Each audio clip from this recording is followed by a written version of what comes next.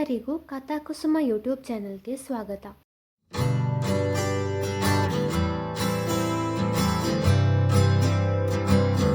ಸಾರ್ಥಕ್ ಅಷ್ಟು ಜೋರಾಗಿ ಇಚ್ಛಾ ಎಂದು ಕರೆದದ್ದು ಕೇಳಿ ಇಶಾನ್ ಮತ್ತು ರುದ್ದಿ ಕಾರಿನಿಂದ ಇಳಿದವರು ಅವನ ಕಡೆಗೆ ಓಡೋಡಿ ಬಂದರು. ಸಾರ್ಥಕ್, ನಮ್ಮ ಚಿನ್ನುಗೇನಾಯಿತು ಎಂದು ಕೇಳಿದ ಇಶಾನ್ ಏದುಸಿರು ಬಿಡುತ್ತಲೇ. ಒಂದು ಕಾರ್ ಅವಳಿಗೆ ಡಿಕ್ಕಿ ಹೊಡೆಯಿತು.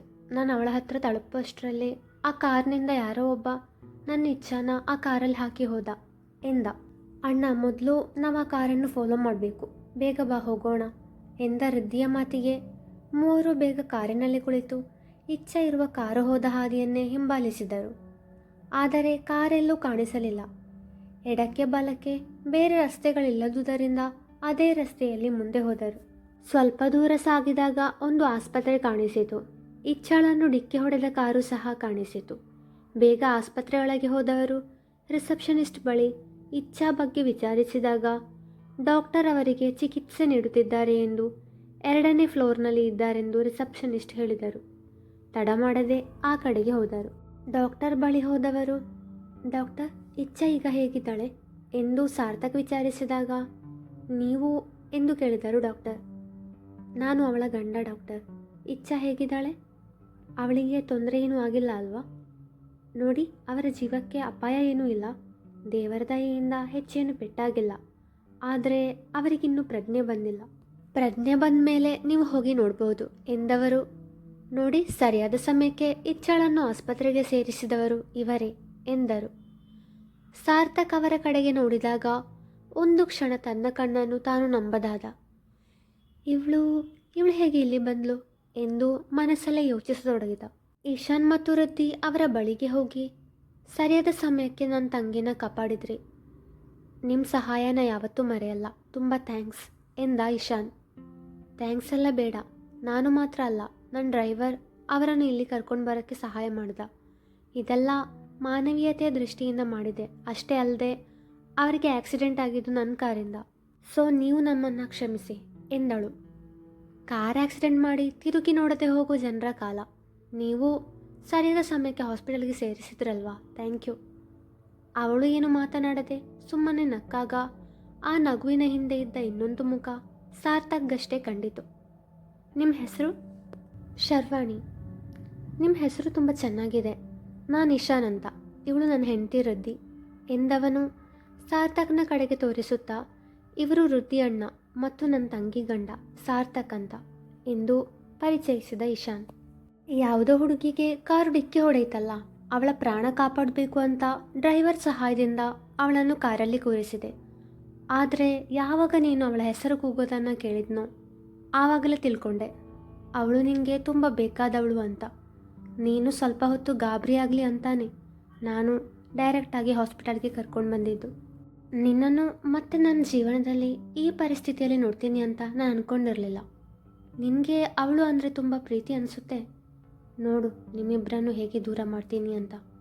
ಪ್ರೀತಿಸುವವರು ನಮ್ಮನ್ನು ದೂರ ಮಾಡಿದಾಗ ಆಗುವ ನೋವು ಎಷ್ಟು ಅಂತ ನಿನಗೂ ಅರ್ಥ ಮಾಡಿಸ್ತೀನಿ ಮಿಸ್ಟರ್ ಸಾರ್ಥಕ್ ಎಂದು ಸಾರ್ಥಕ್ನನ್ನು ದಟ್ಟಿಸುತ್ತಲೇ ಮನದಲ್ಲಿ ಅಂದುಕೊಂಡವಳು ಕುಹಕ ನಗೆ ಬೀರಿದರೆ, ನಿನ್ನನ್ನು ಯಾವತ್ತೂ ನನ್ನ ಜೀವನದಲ್ಲಿ ಮತ್ತೆ ನೋಡಬಾರ್ದು ಅಂದ್ಕೊಂಡಿದ್ದೆ. ನಿನ್ನ ನೆರಳು ಕೂಡ ನಮ್ಮ ಹತ್ರ ಸೋಕಬಾರದು ಅಂದ್ಕೊಂಡಿದ್ದೆ. ಆದರೆ ನಾನು ನನ್ನ ಇಚ್ಛಾ ಈಗ ತಾನೇ ಮನಸ್ಸು ಬಿಚ್ಚಿ ಮಾತಾಡಿದ್ವಿ. ನಮ್ಮ ಹೊಸ ಜೀವನ ಇನ್ನೇನು ಪ್ರಾರಂಭಿಸಬೇಕು ಅನ್ನುವಷ್ಟರಲ್ಲಿ ನೀನು ನಮ್ಮ ಮುಂದೆ ಬಂದ್ಬಿಟ್ಟೆ. ನಂಗೆ ಗೊತ್ತು ನೀನೇನಾದರೂ ಮಾಡಿ ನಮ್ಮಿಬ್ಬರನ್ನು ದೂರ ಮಾಡ್ತೀಯ ಅಂತ. ಆದರೆ ನೀನೆಷ್ಟೇ ಪ್ರಯತ್ನ ಪಟ್ಟರು ನಮ್ಮಿಬ್ಬರನ್ನು ದೂರ ಮಾಡೋಕ್ಕಾಗಲ್ಲ. ನಮ್ಮ ಪ್ರೀತಿ ಗೆಲ್ಲುತ್ತೋ ನೀನು ಗೆಲ್ತೀಯೋ ನೋಡೇ ಬಿಡೋಣ ಎಂದು ಮನದಲ್ಲಿ ನುಡಿದ ಸಾರ್ಥಕ್. ಅಣ್ಣ, ಇವರು ಇಚ್ಛಾ ಪ್ರಾಣವನ್ನು ಕಾಪಾಡಿದ್ದಾರೆ, ಇವರಿಗೆ ಥ್ಯಾಂಕ್ಸ್ ಹೇಳಲ್ವಾ ಎಂದು ರುದ್ದಿ ಕೇಳಿದಾಗ, ಥ್ಯಾಂಕ್ಸ್ ಮಿಸ್ ಶರ್ವಾಣಿ ಅವರೇ, ನೀವು ನನ್ನ ಹೆಂಡತಿನ ಅಲ್ಲಲ್ಲ ನನ್ನನ್ನು ಕಾಪಾಡಿದ್ರಿ ಎಂದ ಶರ್ವಾಣಿಯ ಕಡೆಗೆ ನೋಡುತ್ತಾ. ಶರ್ವಾಣಿ, ಮಿಸ್ಟರ್ ಸಾರ್ಥಕ್ ಅವರೇ, ನಾನು ಮಿಸ್ ಅಲ್ಲ ಮಿಸ್ ಸೂರ್ಯಪ್ರಕಾಶ್ ಎಂದಳು.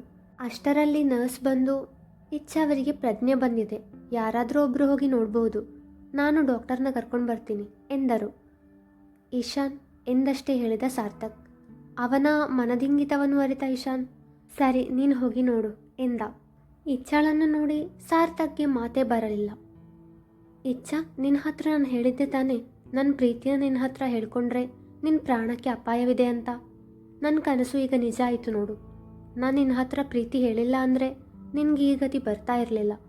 ನನ್ನ ಪ್ರೀತಿ ನನ್ನ ಮನಸ್ಸಲ್ಲೇ ಇದ್ದಿದ್ರೆ ಚೆನ್ನಾಗಿತ್ತು ಎಂದು ಹೇಳಿ ನೊಂದುಕೊಂಡ ಸಾರ್ಥಕ್. ಇಚ್ಛಾ ಅವನನ್ನೇ ನೋಡತೊಡಗಿದಳು. ಯಾರು ನೀವು ಎಂದು ಪ್ರಶ್ನಿಸಿದಳು.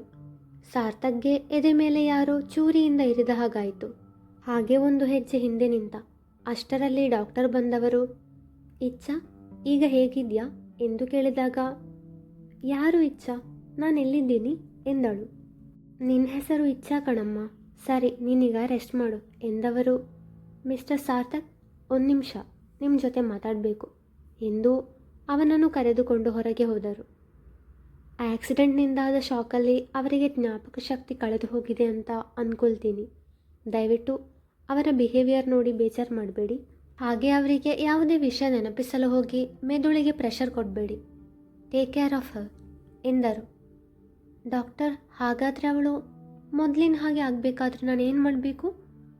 ಡೋಂಟ್ ವರಿ ಸಾರ್ಥಕ್, ಅವರಿಗೆ ಸ್ವಲ್ಪ ಸಮಯಾವಕಾಶ ಕೊಡಿ, ಸರಿಯಾಗ್ತಾರೆ. ಫ್ಯೂಚರ್ನಲ್ಲಿ ಯಾವುದಾದ್ರೂ ಶಾಕಿಂಗ್ ವಿಷಯ ಅವರ ಜೀವನದಲ್ಲಿ ನಡೆದರೆ ಆಗ ಅವರು ಸರಿ ಹೋಗ್ತಾರೆ. ಡಾಕ್ಟರ್ ಹಾಗೂ ಸಾರ್ಥಕ್ ನಡುವಿನ ಮಾತುಕತೆಯನ್ನು ಕೇಳಿಸಿಕೊಂಡ ಶರ್ವಾಣಿ ಸಂದರ್ಭವನ್ನು ಸದುಪಯೋಗಪಡಿಸಿಕೊಳ್ಳಲು ನಿರ್ಧರಿಸಿದಳು.